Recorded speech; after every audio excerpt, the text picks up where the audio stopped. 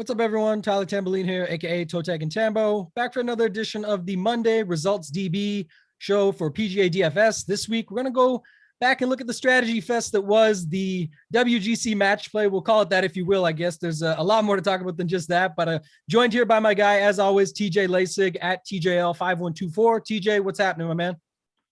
Tambo, yeah, match play is always an interesting tournament, obviously, for anyone that was following.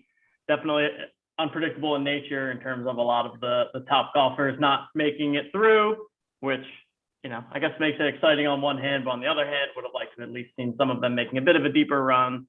But Billy Horschel coming away with the victory on Sunday. So kudos to him, despite his hosel shot that I saw. Oh, he got away with quite a bit, to be honest. There was a lot of bad golf down the stretch. Obviously, a little bit of conversation around that tournament, what will come from it, we'll see. I don't know if they'll for sure make any changes going forward, but it's pretty sad when the winner, and I'm all for the match play. Let me just, preface this here. I loved the match play. I like the setup, the original factors of it. It's when you get to Sunday and it kind of really showed here the jokes of the quote unquote pillow fight. But first off, these two were, buddy, and that's to each their own, right? Normally you see match play, it's like grinders, don't even fist bump, mano-a-mano, let's go.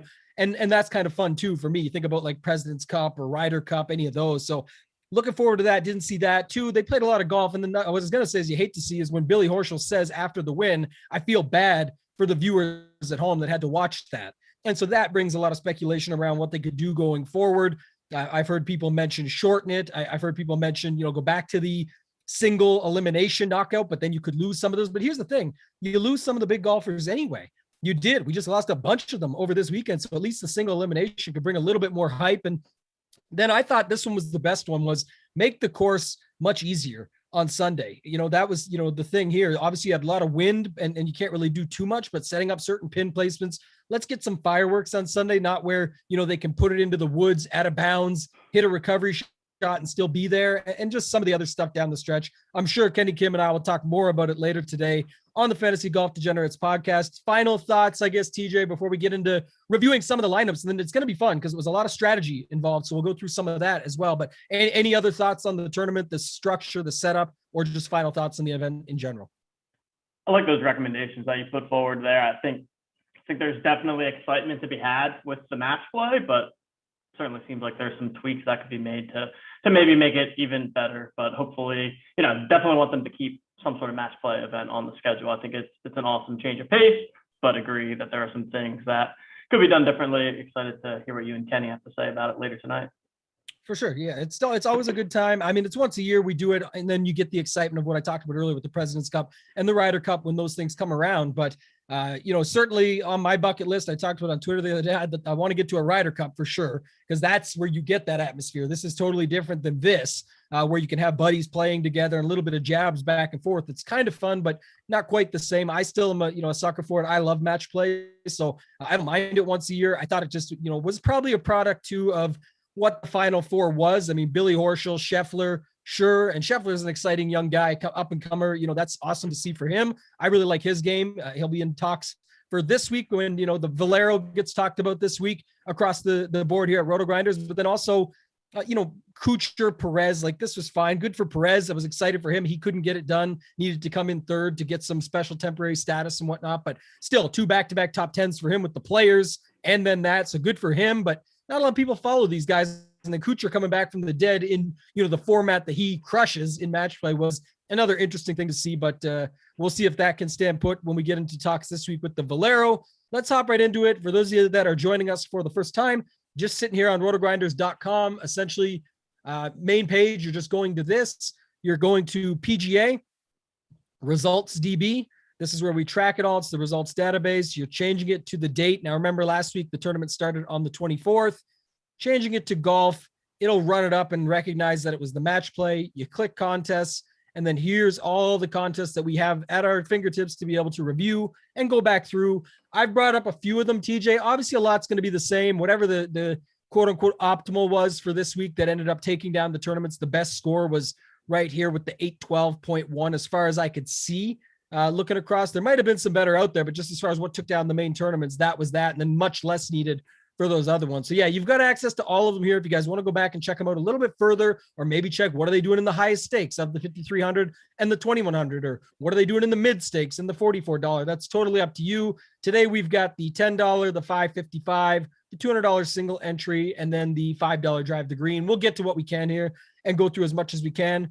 I've also brought up the winning grid so you guys can see it and we can start sort of talk about that. I know one of the first things that stood out to me before even getting into some of these actual results here, TJ, was a lot of dead money was still out there, quote unquote dead money, as I always like to say. But, in this situation where, that was just not going to happen. You didn't have people building accordingly on what we talked about last week or what I was talking about on the Wednesday show or Tuesday show, I guess it was, of how to get there, to the Final Four and have lineups ready for it. When Perez got through, I think there was 12 lineups left that could get to the Final Four, but the problem was I had all the guys that went out. Sergio, I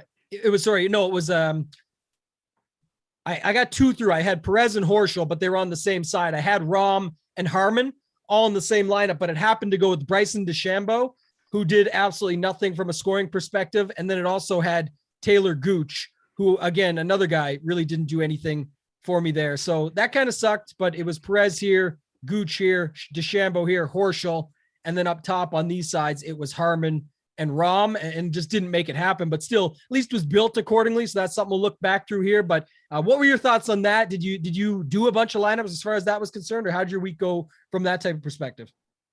Yeah, I actually didn't play as much as typical this week, just was traveling and such. So didn't MME or anything like that, but agreed. I think it's clear that not everyone is aware of the format completely or fully thinking it through as they're building their rosters.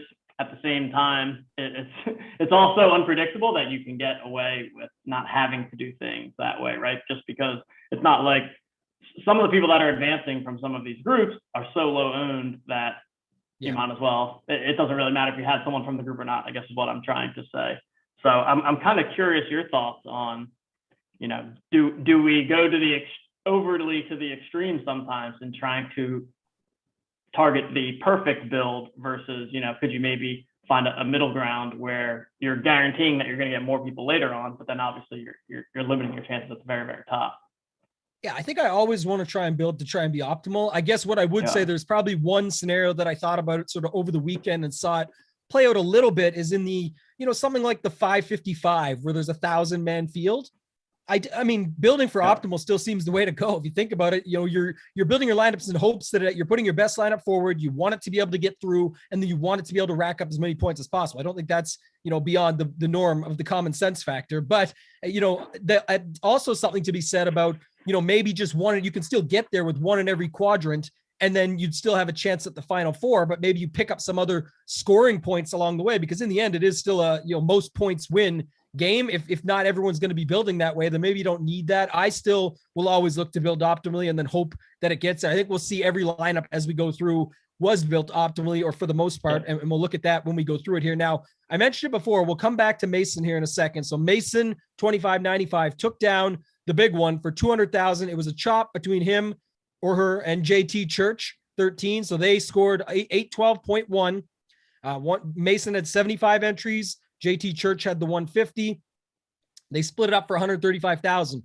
Now, if you look at the signature hole, it had 598 in it. 724 was almost a blowout win over second. We'll get to that one. Niramado's a really sharp player. Kyle Busch, 83. Kyle Busch fan, 83. 737. This is in the $200 single entry. And then you go to the $5 drive the green, and we'll pull it up ahead because we'll go to that one next. But only one person had it, but it was the 812.1 again. And so we'll look at this 812.1 build, TJ, and we've got, I want to talk further on it and go a little bit deeper, but just to, the lineup's the lineup. So it's Rahm, Spieth, Sergio, Scheffler, Horschel, Perez. So let me just do this. We'll hop over here real quick. So Rahm, Spieth, Sergio. So Rahm was coming in from the bottom tier. Spieth was coming in this top tier. Sergio was coming in from the upper left tier. Then you've got Scheffler, Horschel, and Perez. Horschel was coming in from down here.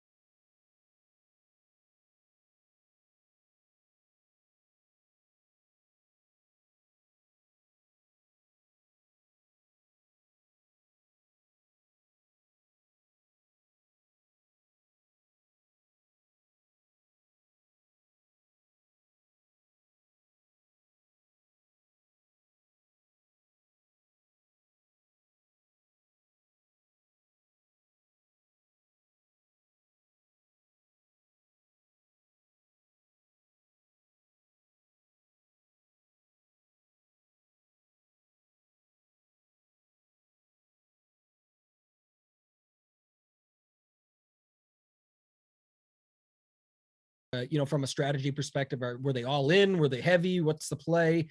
So I certainly love this starting point.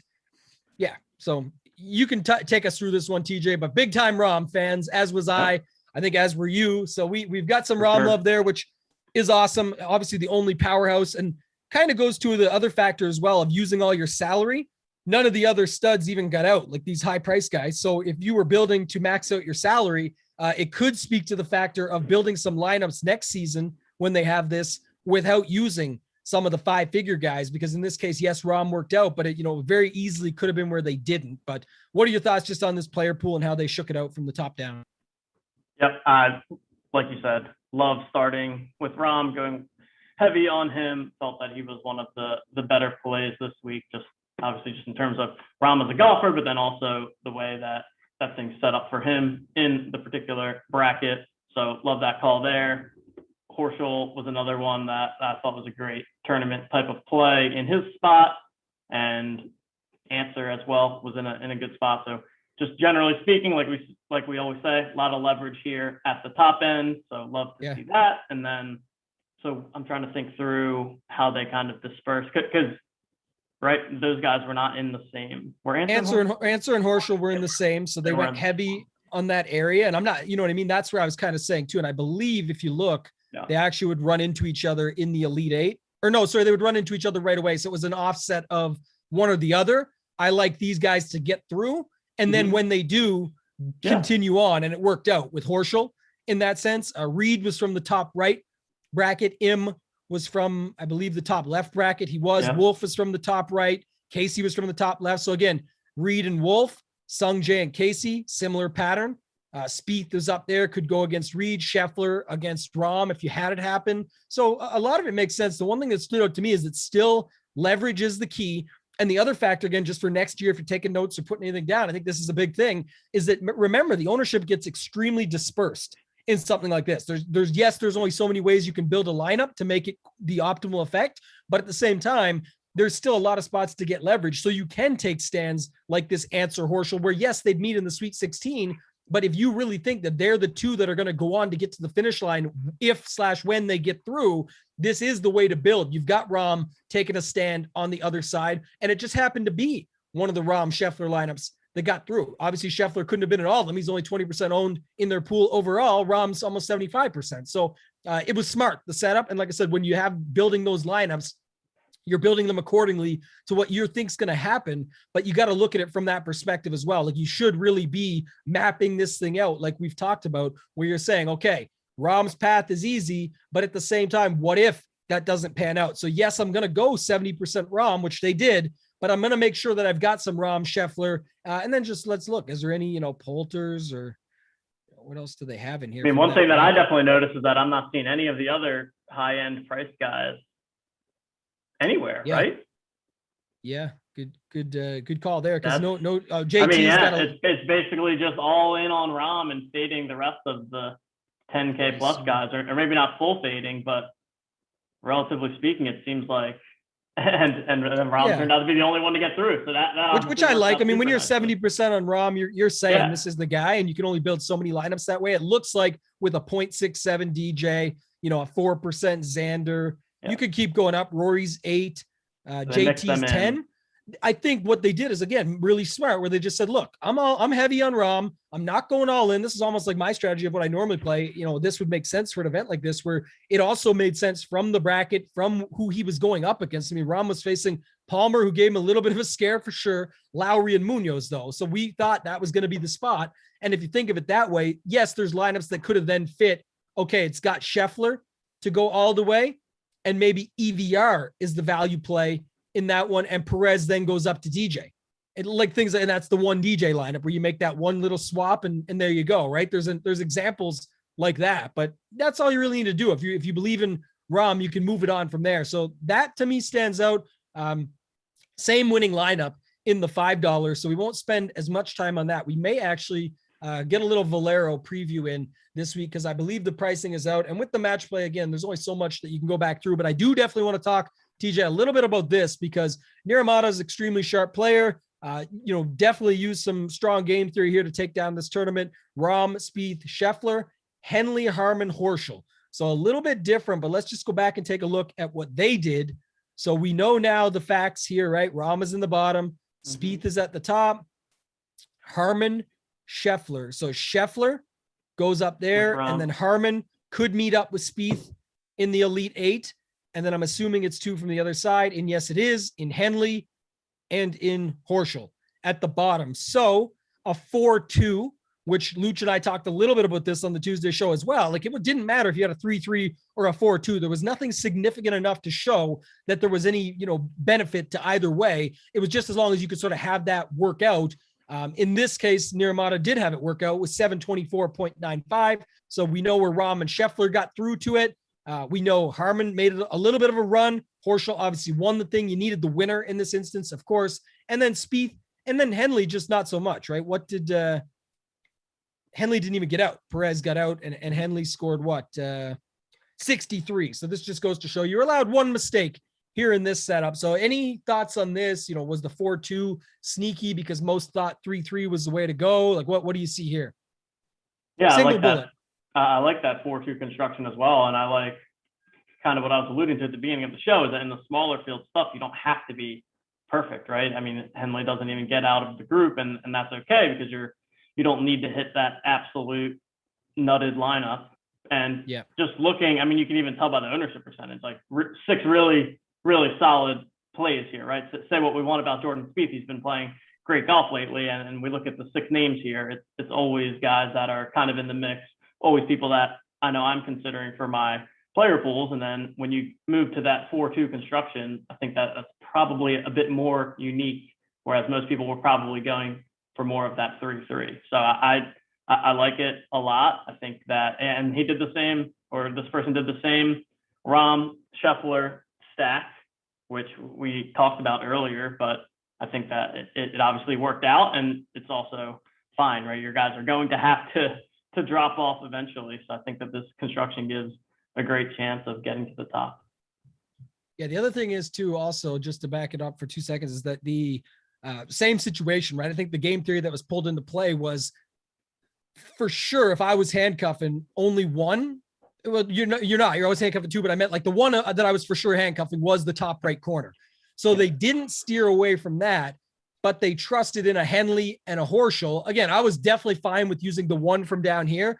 I think most people were handcuffing this one here, the Perez. Remember I said this was the European group of death is how this one was being talked about. So most were handcuffing up in this top left, the top right, and then running Rahm and a single from the left, likely Answer in most cases, if not Horschel, where they were using those guys as sort of the heavier owned guys down here.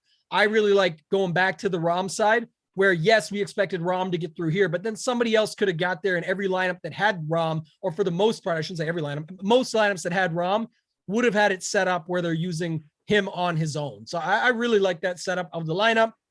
Obviously worked out good for them.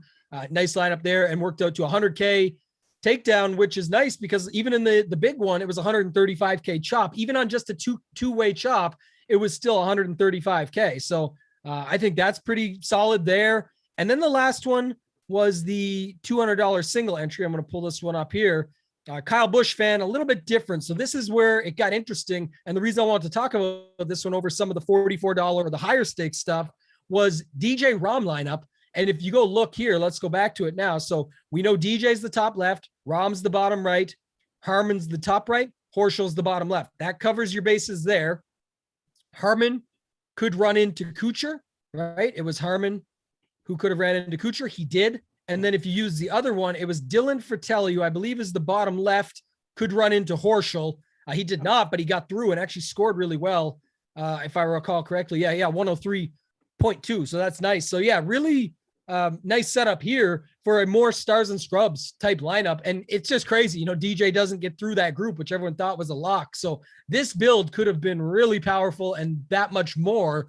But what are your, overall thoughts on this one? Because this was the more traditional, where it was, Rahm by himself, DJ by himself, and then the other two handcuffed. So really like that setup for two of the best players in the world, literally 1-2. I could have got through and just ran the table and then use your value plays from the other while still getting low enough owned guys that could, be in the spot. So I really like that build a lot, even though it didn't hit the 812 that took down all the GPs. It did enough to take this tournament down for 25,000. So that's awesome to see. Yeah, that's a great build, great construction. I think it makes a ton of sense when you're going with a Rom and DJ lineup to then double down on each of the other two sides of the bracket and trying to play for that scenario where Rom and DJ get through and meet each other in the final. Obviously, that did not happen, but it goes to show that didn't even need all of that to happen, right? Had the right construction in place so that even though DJ didn't get through his group, Rom got through, but didn't go super, super deep.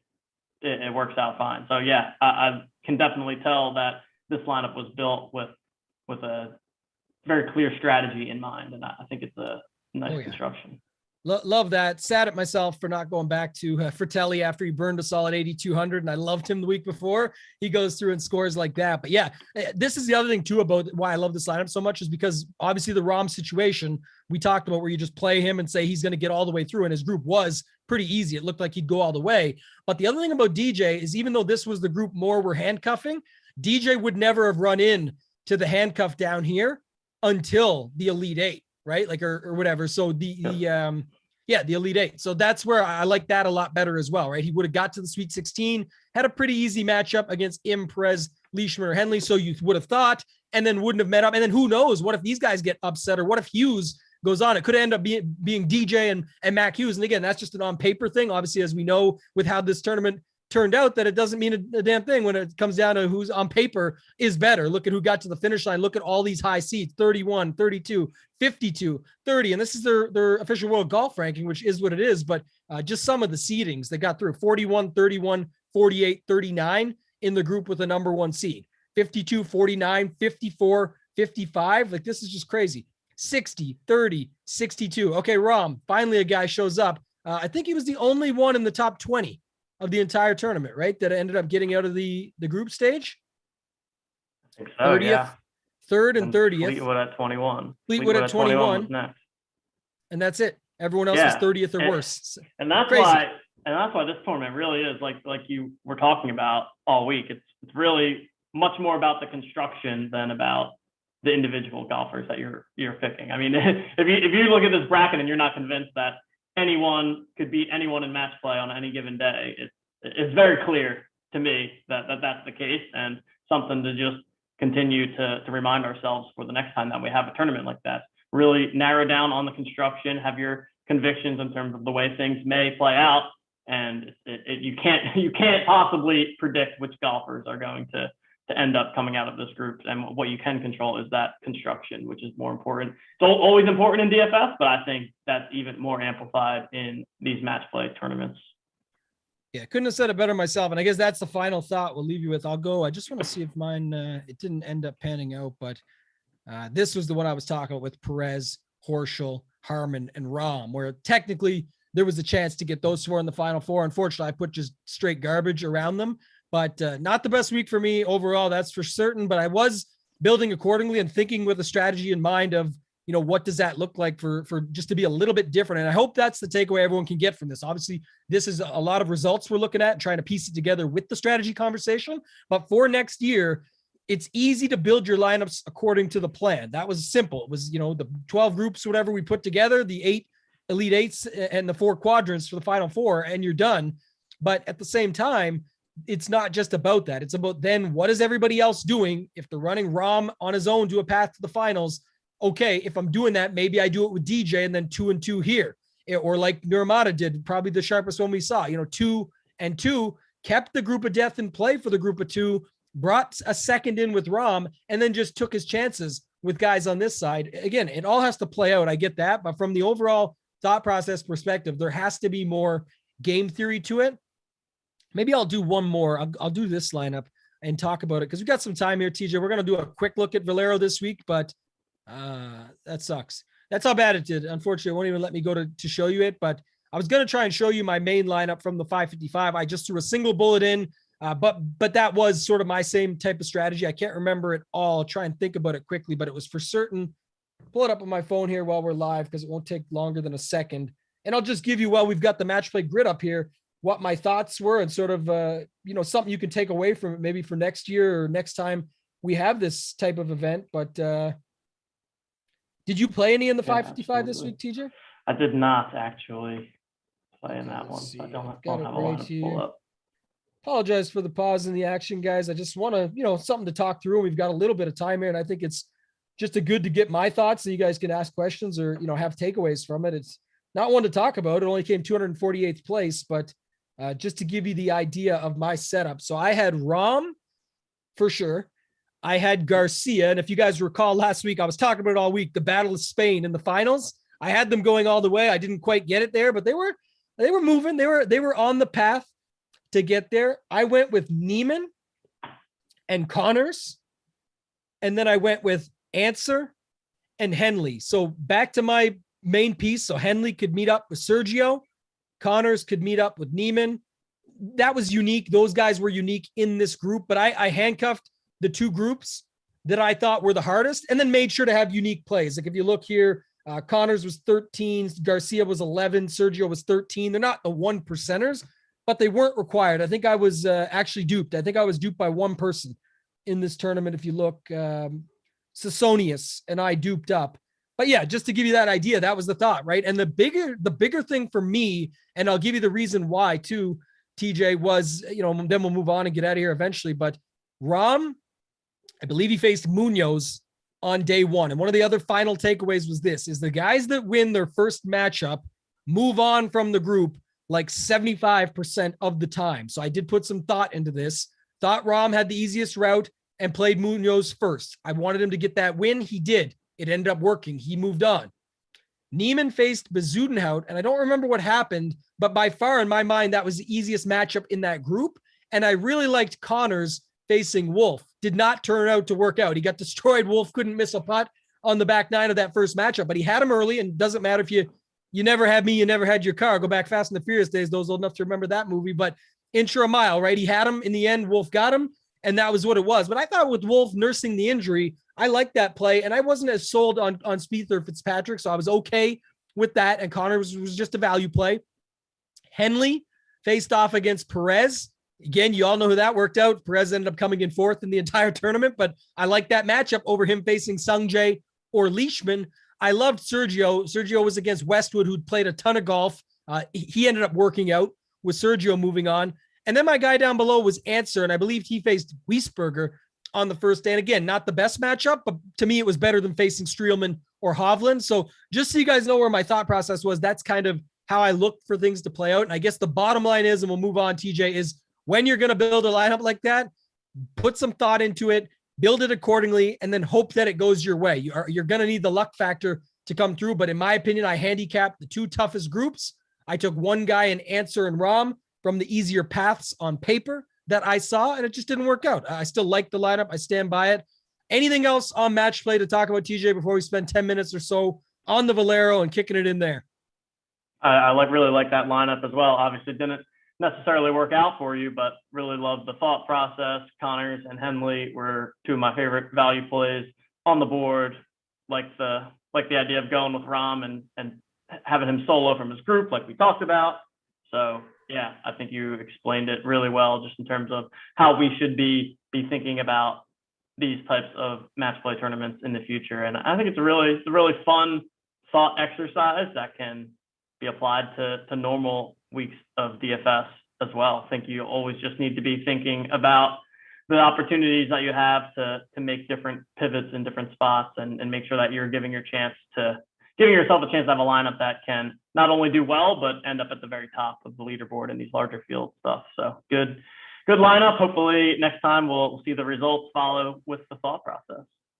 Yeah, would love to see that next time. You look here too, back to Narimon. I mean, Rahm, Henley. So Henley was a value play people liked, and myself included, going away from the Answer chalk. But yeah, like it didn't take as much. And that was my other final thought on that, was just within a 555 with 598 people, I definitely wasn't as concerned. I wanted the proper build, a thought process in mind of what could happen, and then just go with the flow. As long as there's guys like Neiman, Henley, Connors in the same lineup, like I was very surprised. It was duped, but it was also one that worked and fit. So I do get that. And it did use the two common groups that people were handcuffing. So here nor there, like I said, didn't work out. We will talk a little bit about the Valero because we've got the pricing out early this week. It's not normally the case, TJ. We'll just do a brief overview here. Kind of interesting. We've got, feels like more than normal of what we see in this 5-figure, at least as of late, with withdrawals and, lesser quality tournaments and whatnot. But two guys, even Tony Finau, 11K, and it's Spieth right behind at 10-7. Scheffler coming off the second place there to Billy Horschel at the match play. Matsuyama, probably, at the worst price I can ever see him at. Anytime he's at 5-figure level, never love him because he doesn't really close out tournaments. So talk to me here about this upper range, maybe just a few things that stand out to you in general with the DJ down to Matsuyama. Any first thoughts? Yeah, I think DJ will definitely be a topic of conversation. Clearly, I would say head and shoulders above the field in terms of his talent level, but 11.8 is a pretty tough price tag, and DJ hasn't necessarily been lighting it up as of late. But I think that there's still definitely viable options to go with a stars and scrub build where we're starting with DJ. I think he's probably appropriate priced at 11.8. Like, I think if he was 11.2 or something like that, it would be a slam dunk. 11.8 definitely makes it challenging to build the rest of your lineup, but I think he's someone that I'll be looking to target this week at first glance. Yeah, I wonder if it'll throw people off. I mean, obviously match play, people will erase that out of their mind easily. I can hear them talking about it now. Obviously the Kevin Na versus DJ situation we'll save for the Fantasy Golf Degenerates podcast. Can't even want to talk about that. I already know it, and you'll go back and forth on that. But yeah, even before the match play though, people may look at this and say T48, T54, not the best form, such an increase in price, 11.8. I mean, I kind of hope that's the case. This is a really weak field overall. I mean, you're going to see names that we know, but when you get down to the bottom here, there's not a lot. And that's, again, will come into the factor of roster construction and, different situations we talk about. But a guy like Michael Glidgick, the Canadian, set himself a pretty good week overseas there, we'll call it, or across the way. So at the alternate event, there's situations here where there is going to be some guys you could use in this bottom range. Doc Redman's a popular guy, Scott Stallings, Jimmy Furyk, if people want to go back to the well, Rory Sabatini. There's a lot of guys down here that you could use to build it up. And then even when you get into the low sevens, you see the guys that are the fan favorites, right? The Hoagies, the Lists, Garnett, Cam Champ, Campos, even playing well. Chase Seifert has been playing really well. And that's not even out of the $7 to $7,100 range. And then you get a bunch of other names, Doug Gim, your guy, our guy, whatever you want to call him, this guy we like. I love Munoz, Benny Ann. EVR has been playing some golf lately, played okay at the match play. Sam Burns will be popular at 8K. So there's definitely ways to make it work. What are your thoughts, though, on the other guys being extremely overpriced? So Scheffler only inflated because of last week, let's call it. But Finau, 11K, Spieth, 10.7, and Matsuyama, 10.1. Does this just make people completely overlook this range, or what are your initial first thoughts as far as that's concerned? That would be my initial first thought, is that it goes pretty overlooked. It's one of those weeks where those guys that you mentioned in kind of the low 7K range feel at their normal price, not necessarily inflated there, but then seeing these guys in the 10K plus, they definitely feel inflated compared to where we're used to seeing them. I think Spieth will probably continue to get some love just because he continues to perform week in, week out. I'll probably continue to fade it personally, but I think people will play him. Scheffler would probably be my second favorite in the range behind DJ, just because, I know that last week was probably factored into this price increase, but I'm pretty bullish on Scheffler long-term anyways. So I would say Scheffler would be my second favorite of the range. The rest is maybe going to be a little bit more of a fade for me. Yeah, I think it's tough. Finau and Spieth at those prices, it would make for a unique lineup. I think this is where the meat and potatoes is sort of formed, and everyone goes with these types of lineups because everyone always likes Answer. He's still under 10K. So there you go. Connor's, De Valero champion in the past. Brian Palmer just played some great golf, only lost to Rahm by a little, but you think about a spot where he could do well. Cam Tringali, stay aboard the train. We talk about that all the time at just 9,300, but for this field, I don't know if that would be sticker shock or not. I think people would be more than fine with that. Hoffman playing some pretty good golf. Brendan Steele, Kuchar just played good golf, and before that, I think I want to look one more here.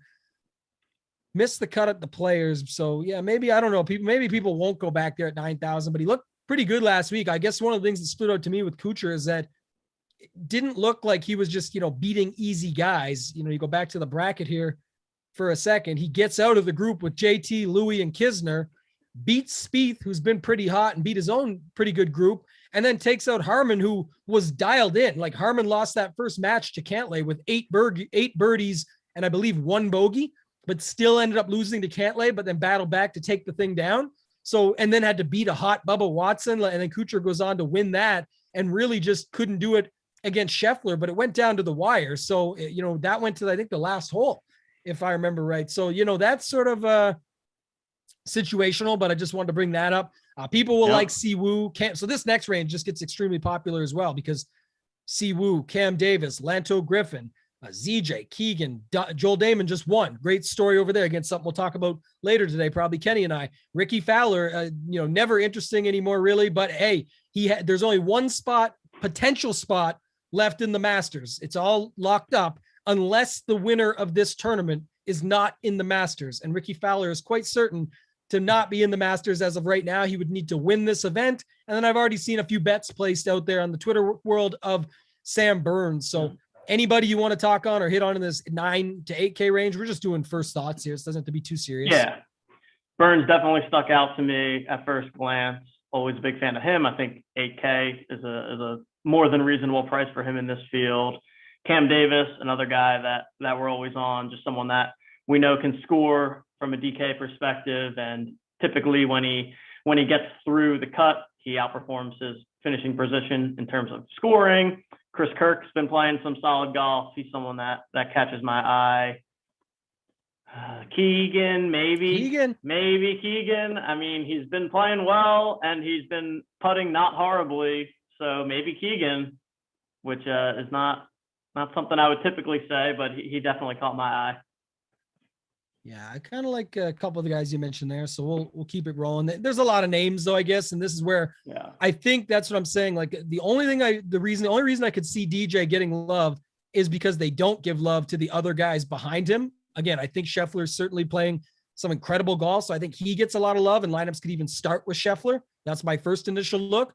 But what happens is when people build all these balanced lineups, that would keep them away from DJ. And if there's not enough guys that become interesting, and you'll be doing the value plays article, so it's a good spot to probably stop it there and, get one more quick thought from you. Any of these guys sort of 7,900, well, I guess 7,500 and down. Let's use this area. Any first thought names jump off the page at you here? I mean, I have to say Doug Gim, of course, but he definitely catches my eye. Yeah, it's not the prettiest. Norlander, I think, jumps out to me at first, although he's been struggling a lot lately, so he'd probably be more of a tournament pivot. But just because we've seen the upside that he's brought to the table, even though I think the last 4 or 5 tournaments he's either missed the cut or not performed well. Denny, Straka, those catch my eye a bit. Yeah, maybe it is a little ugly in this value range. The more we're talking about it, I think that like 9K, the balanced build, I think could be pretty popular, which then obviously makes the DJ lineups maybe more unique. So I think that's going to be interesting. It's almost like my first instinct is going one extreme or the other. You're either going with a DJ stars and scrub build, or you're going with more of that balanced build and starting in the 9Ks, just kind of loading up on a lot of those guys we talked about. I think the like mid-low 9K range to the mid-high 8K range is pretty strong relative to the field.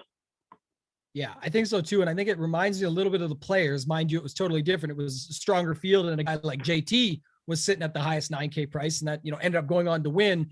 But a lot of people use the Finau, Webb, what was it, Cantlay's below. In this case, it'll be the Palmer, Tringali, Hoffman, Steele, Kuchar types there, where people could just use them with Answer, and it might just be Answer and skip over, or it might be a Scheffler Answer and then get a different build that way. So again, stick with us here at Rotogrinders, guys. I'll have this stuff on the Wednesday show. Obviously, Cards, Noto, myself. We'll talk through it on Tuesday, tomorrow evening. And then tonight, Kenny and I will record the Fantasy Golf Degenerates podcast, which is free for you guys on the Rotogrinders feed for you to be able to download and check that out.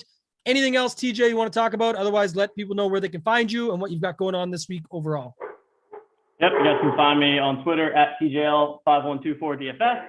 Be back writing the value plays article this week.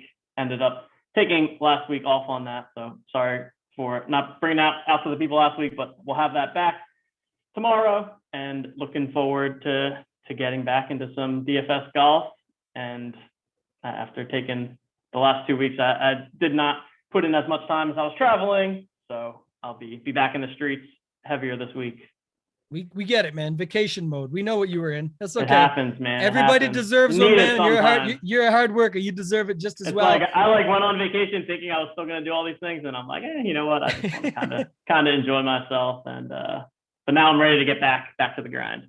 That's right. It gets you hungrier for the next time around. So thank you, man. Appreciate it as always. Keep an eye out for all TJ stuff this week, guys. You guys know where you can find me on Twitter at ToeTagginTambo. Hit me up there or in the Rotogrinders Discord if you guys have any questions. Obviously, going to get all those shows out that I just talked about, do as much as possible to make sure you guys have everything you need to go into this week for the Valero Texas Open. It's going to be a fun one. We're back to stroke play. Let's have some fun. Otherwise, thank you and good luck.